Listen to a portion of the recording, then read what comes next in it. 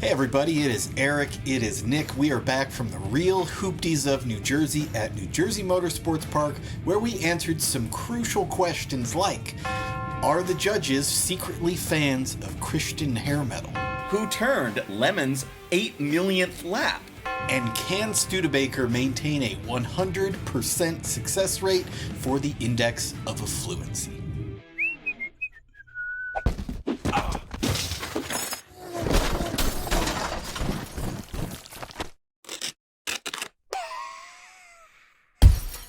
Before we talk about Christian hair metal, the judges decided to do the most New Jersey thing they could as a judicial theme. They were this guy. Boom, there you go, bam! Oh. They were these guys. It's DJ Paulie D and my Jersey Shore boys. They were these guys from the quintessential New Jersey movie Clerks. Oh, I think I wanna know ya. Yeah, what? So when the penalty box wasn't closed for an impromptu hockey game, the judges were happy to dish out penalties to the characteristically aggro, but generous, New Jersey racers. Among the teams to visit the penalty box were the Fumpf Gang Racing. I don't know what that is, some kind of German shit. This was a group of Porsche Club guys who came to do lemons, not in a 944, which we appreciated, they had a Nissan, and they got this education from Judge Al. This is not the Garden State Parkway, this is a racetrack. The Mario Kart driving school is usually a pretty cleanly driven Honda Prelude. This weekend they had some, let's say, issues, but the team members, man, they really got into the sexy car wash.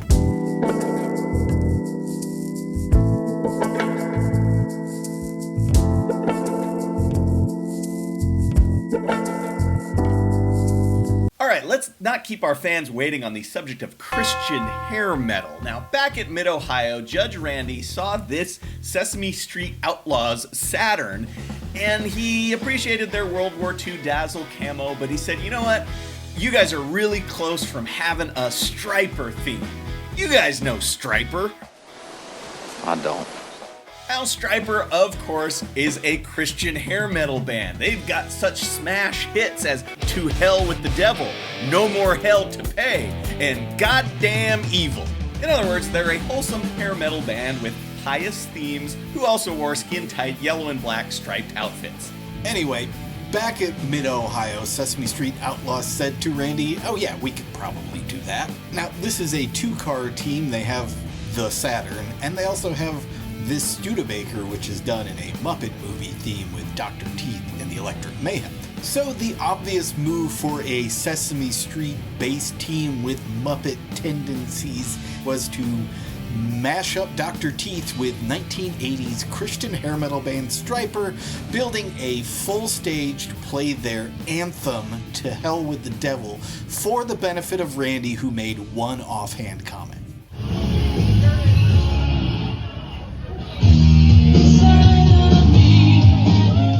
On to some of the highlights for this race. We had Initial D's Nuts and their Toyota Corolla. Now, we love teams that make recap videos about their Lemons races, and most teams will do some kind of dramatization of their race for 74th place. This team made a video about their theme. Bored with driving your car, truck, or SUV, WeRaceAnyCar.com takes the boredom out of driving in just 3 easy steps. 1. Complete your Nevins registration. 2. Drive to your local car racing venue. 3. Get into a wreck in as little as 30 minutes. Let's talk about the T-Drive Ford Tempo. Now, years ago, those who read things written by myself, and especially Judge Phil, wrote about the T-Drive Tempo that Ford was tinkering with. You guys know the T-Drive Ford Tempo articles from Jalopnik in 2009. I don't. Now, basically, it was 2 transverse 4-cylinder engines put together with the drive coming out of the middle to power all 4 wheels. Actually, just look at the technical drawing. The shape of a T is why come it is T-Drive. The Ford's T-Drive never made it out of the prototype phase, but Ford Tempo Lemons racers Cheese Bolt Enterprises took that inspiration and built a running, driving T-Drive Ford Tempo Lemons race car for the 2023 season. They're a bunch of motorcycle guys, so they used a couple of 1200 four-cylinders from a Suzuki Bandit, and it debuted at New Hampshire in 2023, and it was this.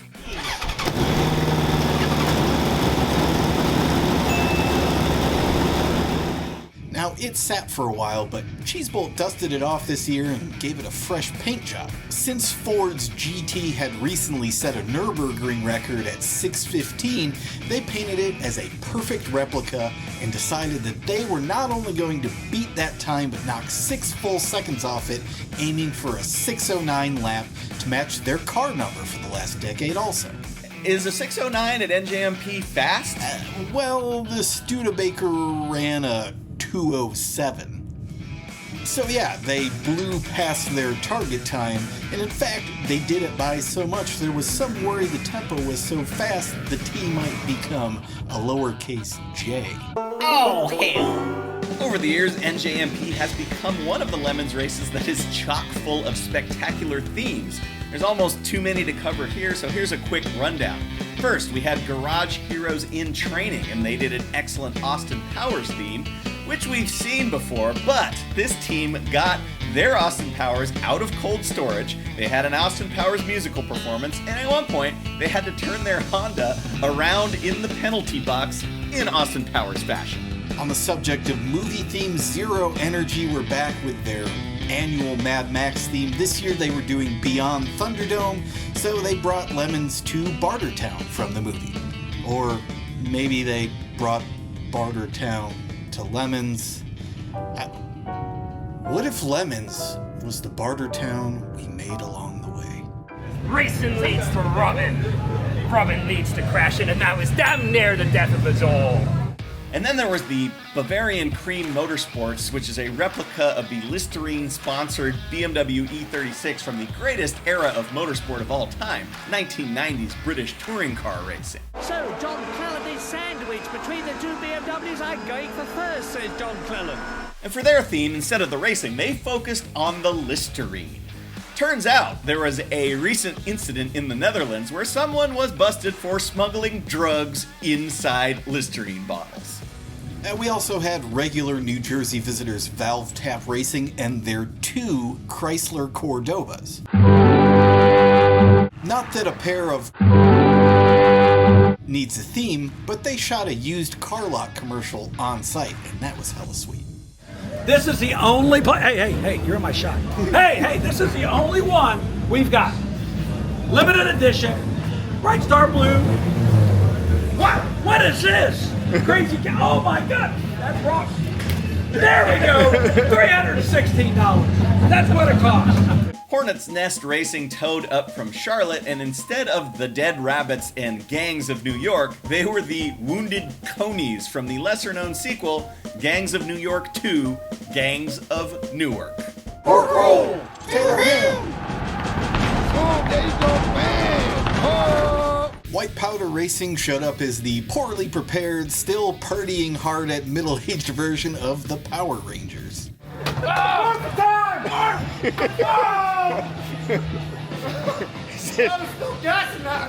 Slippery Slope Racing had inflatable polar bear costumes. In June, Girl, I want to make you sweat. Sweat till you can't sweat no more. The Rover that was previously owned by ABBA drummer and F1 driver Slim Borgood came back with a new theme, the very recently defunct Spirit Airlines. We're going to have to find us a new plane. We apologize for the delay, which will charge you $500. Thank you for your patience and your credit card number. 40-something races into their Lemons career, Team FRS's Ugly Uncle finally did a theme. Better late than never. The Neighborinos always theme well. This year they did a Banana Ball / Savannah Bananas theme. Team Bomogi, or Bomoji, we always like seeing them. It's a family with the family-friendly Godzilla Miata. And then we had the very not family-friendly Llamas with Hats theme. What is wrong with you, Carl? Well, I kill people and I eat hands. That's two things. The Charm City Racers went full Baltimore. Shit. The Crocs. Their car is a Croc, and they're wearing their safety Crocs all weekend. Tom Tully's Buick, they don't need to do a theme because they have a 37 Buick with a Cadillac 500, but they did a theme anyway. It was another Austin Powers. So the rest of you have zero excuse for not doing a theme. Let's talk about some good rookies at this race. We'll start with Nitwit Racing and their 270,000-mile Corolla. Now, they bought this from a janitor. Custodian, dick. Now, not everyone knows this, but when you acquire any Corolla over 200,000 miles, it's a rule that you must take the mantle of the former owner. Okay, so they dressed as janitors. Custodian, dick. Nope, they did a bird-watching theme. We had 3440, and their theme was a bunch of cattle-wrangling cowboys. They were the cowboys, and their VW Rabbit was the cattle.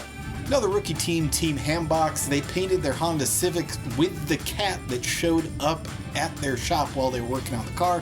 That looks amazing, and they bribed us with a local delicacy. Pork roll!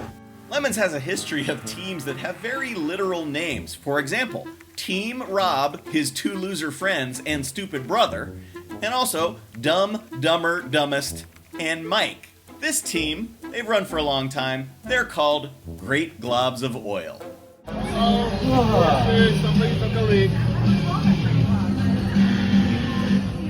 Ironbird have an MR2. They did this great plant theme. While they were installing the push-to-talk button for their radio, they unfortunately somehow punctured their gas tank.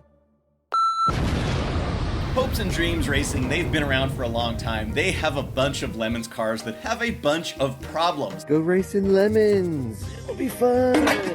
Now they decided we're gonna fix all of those problems at once by buying this Chevy Malibu from another Lemons team. This is a car that's been around since 2009, and I think it was a good move for the team because it's got 6 moving parts? Now, unfortunately, one of those 6 parts, the 4-speed manual transmission, blew up on Saturday, but they did have another. They swapped it in. It only took about 2 hours, and compared to their previous mechanical nightmares, that was a piece of cake. Park Bench Racing Team were recent I Got Screwed winners at New Hampshire for melting down 2 of GM's notorious 4T65 No shit. automatic transmissions in one race. They've spent about the last 7 months finding a manual-equipped Pontiac G6 to swap into their Buick Regal. They had low expectations, but it actually worked. They finished 3rd in Class C, and it looks like this. All right, on to the class winners. Actually, on to an honorable mention. In P3 overall was the AMC Hornet of Murder Hornet. They were running as high as 2nd overall for much of the race, finished in P3, and it's a 50-year-old AMC. Well done. The overall and Class A winner was the Boston Wieners in their BMW. They have stepped up their theme game. Last fall, they had a wiener cart. Here at NJMP, they were doing Auto CrossFit, which is a theme that I bet you wish you thought of. AMC Hornet P3, probably not even the most amazing thing in this race. In P2, winning Class B, Scope Creep Racing, and a Dodge Omni. A Dodge Omni! The Class C winner was El Chupacabra in their vintage Ford Fiesta. Now, it's a vintage Ford Fiesta, and then they showed up in BS, and they distracted Judge Randy with a giant homemade axe made from a diesel crankshaft. The judges were so preoccupied with the car and the axe that they somehow never opened the hood and missed the fact that this team had swapped in the entire drivetrain from a modern Fiesta ST. That's how you go through BS. All right, let's talk about the exciting trophies. We'll start with I Got Screwed, which went to Wrong Way Racing. Now, this is your classic 3-car Lemons team with lots of parts interchangeability. Yes, well! A Mazda Miata, a BMW 3 Series, and a 1962 Chevy Nova. We've seen them in recent years with themes inspired by episodes of the Dollop podcast, a personal favorite of mine. This year they did the New Jersey Shark Attacks, and they added a Surfer Wagon Nova, which I think is the first one of those we've had in Lemons. Meanwhile, the BMW is mostly stock and the others are less stock. The Miata has a later 1.8 in it, and the Nova has lots of go-fast parts thrown at it, and that's kind of where the I Got Screwed story really begins. The Miata was running a cheaty lightweight racing battery. Now, does a lightweight racing battery actually help? Well, let's check in with Real Racer Guy. Real Racer Guy. When I'm racing my 911 with the PCA, I optimize my lap times with a lightweight racing battery. Yeah, the lightweight racing battery spiked the voltage inexplicably and fried all of the electronics. The BMW had a mystery problem that the team thought was the ECU, so they took the ECU off on Saturday night, plugged it into a different E36, and it started right up. So after looking through things a little more and having a couple of Saturday evening refreshments, they decided to fix it by swapping the wiring harness. The entire wiring harness. Now, fast forward to Sunday morning when they woke up and found the engine bay was just a mess of spaghetti. They couldn't remember where they left off or where to pick up, so instead they pushed it into the trailer. Finally, the Nova. The power steering line turns out was rubbing on the exhaust headers, setting it on fire a little bit. They replaced the line, it didn't really damage anything, put it back on the track only for the drive shaft to fail spectacularly. Done for the weekend. Now, before we get to the actual heroic fix, here's an honorable mention. This is a rookie team, Wurstwagen, and their Volkswagen Golf R. This is a real Golf R, and you may be thinking, $500 my ass! But here's the thing you gotta remember. With Volkswagen, there's something that we're gonna call the Golf. Now, a nice one, you might pay a pretty penny for it. And for a not so nice one, well, it's gonna be just like... Volkswagen, das Auto. Yeah, you can guess which coast of the Gulf the Wurstwagen is from, and this one, yeah, was one of the worst Golf Rs anybody had ever seen. But the team did prepare by replacing the blown clutch slave cylinder. And that's a smart thing to do because on this car, the slave cylinder is inside the bell housing, so you gotta remove the whole transmission to replace it. Now, German cars can be sensitive to their source of parts. You gotta get the factory original stuff and so on. So this team did that by getting a part from Amazon.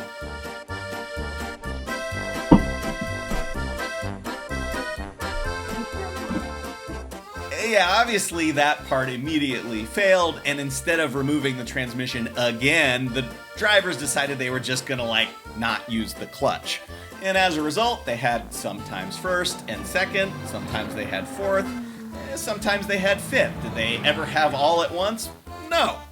So with the car in this condition, they put their most experienced driver in. This is someone who has repeatedly bought janky cars sight unseen from the internet.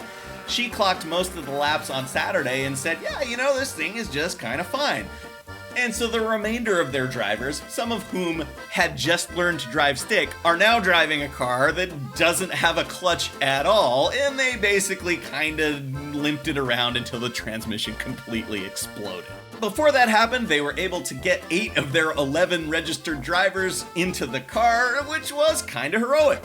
And truly heroic, our heroic fix winners were Silver Errors and their Chrysler Crossfire. I can't even say that without laughing.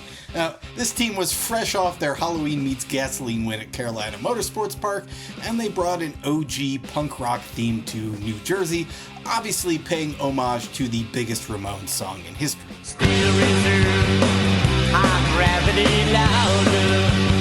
Unfortunately, their trouble started shortly after this appearance in BS inspection when the car was crashed into a wall on test day. Now, back in the 90s, Chrysler and Mercedes had a short-lived partnership, and everybody knows that these Daimler-Chrysler merger of equals produced cars are way too nice for lemons. But this wreck kind of makes it blend right in. Their running list of repairs, which took them until like 3 a.m., included basically the entire front suspension, the cooling system, and the cool shirt mount in the trunk. And even after they put it back together, they spent most of Saturday finding secondary issues the First Look had discovered. They put it all back together with enough time to spare for making sure people knew the speed limit in the paddock. Don't speed in the paddock. It's 10 miles per hour, bitch. For running a car that now looks properly lemons and fixing it all weekend, heroic fix to the silver errors. As we approach the 20th anniversary of Lemons this fall, we've been compiling some Lemons facts, and we discovered that Lemons' 8 millionth lap turned by Lemons cars collectively would be turned right here at NJMP. And we actually calculated when it was going to cross the line, which lap it was going to happen, and it was this black Saab 9.3 of Team It's a Saab Story.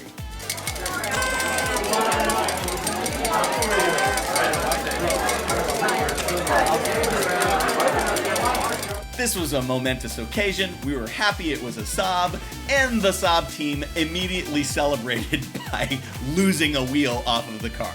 The special award was the Rookie of the Race, and it went to Freddie Dunning-Kruger Effect. This is a team who's ended up with a well-traveled Mazda Miata. It was at one time the aerodynamic test mule for 9 Lives Racing. It was raced by Grassroots Motorsports magazine, and then it's been through a couple of other teams in New York State. I mean, this car was at one point run by automotive journalists. How were they able to drive while taking pictures of their watches? Anyway, it was this team's first race with it, and they finally put a theme with the car. Pretty clever mashup of Freddy Krueger plus Dunning-Kruger equals the Freddie Dunning-Kruger effect. You guys know what the Dunning-Kruger effect is. I don't. It's basically when the most skilled people have the least amount of confidence and the least skilled people have the most amount of confidence. Basically lemons. This team had a whole presentation about it on a tri-fold poster board, and they bribed us with homemade peanut butter cups, which were incredible, I might add. And they were having an amazing time whenever we saw them in the paddock. The team went totally penalty-free until one driver went off the track like 45 minutes from the end of the race. She was distraught because she thought it would preclude them from winning the Rookie of the Race award. We didn't bother telling her at the time that wasn't actually a thing we give, but then we thought, well, this is a great team of rookies. Why don't we just make it a thing? There you have it, Rookies of the Race. Judge's choice went to Late for Tacos and another Ford Fiesta, although this one doesn't have an engine swap, it doesn't have any kind of performance parts, I don't think it has any maintenance. But what they did have was tacos, and when you combine that with whatever car you've brought, you're gonna be a hit. Judge's choice. Organizer's choice went to Italian Job Racing and their Mini Cooper. This was last year's Halloween Meets Gasoline winners, and they brought back most of the critical elements of that theme. That included a bunch of loud South Philly Italians, not really sure that's an act, and they were shoving food at us all weekend. They added a Pope this year who had both a Pope off with the Princess Buttercup Bishop from The Princess Bride, and the Pope also got in a shootout with the Gangs of Newark. And may the Christian Lord guide my hand against a Roman popery. They brought an entirely additional setup to the potluck that included the confessional they brought last year, along with, in addition, a pulpit, which we obviously used for the driver's meeting, plus this cake, and just for good measure, they spent literally the entire weekend lobbying to be one of the teams entered in the 20th anniversary race in October at WeatherTech Raceway Laguna Seca. So, did they make it? I need a big thing. That was all amazing. Their weekend with the racing, always like tertiary, but they blew up a motor on Saturday. They had an entire spare to throw in, had it in 2.5 hours, only for the replacement to throw a rod on Sunday, but all in all, pretty successful weekend for the Italian Job. Halloween Meets Gasoline, $1,000 for the best theme, went to the Premature Apexers in their Volkswagen Golf. They've been around for lemons for a long time. This is their first HMG. Their theme centered around a washed-up 1980s hair metal band, not Christian this time. They started like months before the event, emailing stuff to us from their hair metal soundtrack.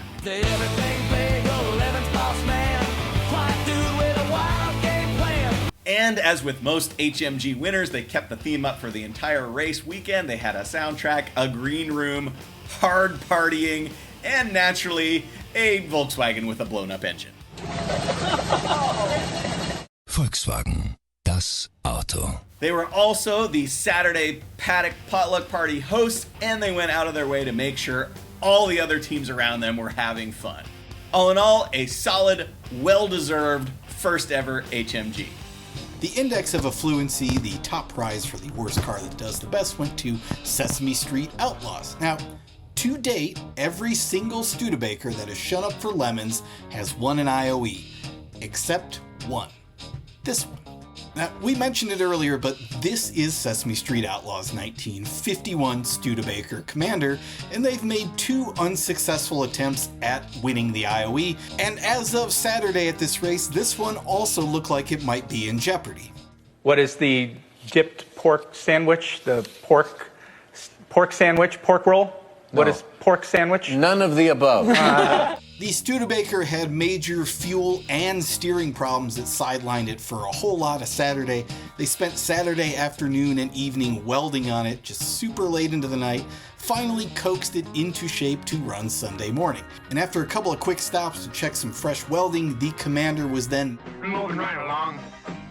Footloose and fancy free. Through the standings, cruising up to 85th place with the slowest fast lap of anybody who really ran. That was good enough to win the IOE for the weekend. And if you're worried about not being the first to run whatever Studebaker, don't worry, we don't have a limit on Studebakers as IOE contenders. Bring us your dictators and presidents, and if you don't want to get political, we just want to see your champion Woody. And here's Lemons in a nutshell.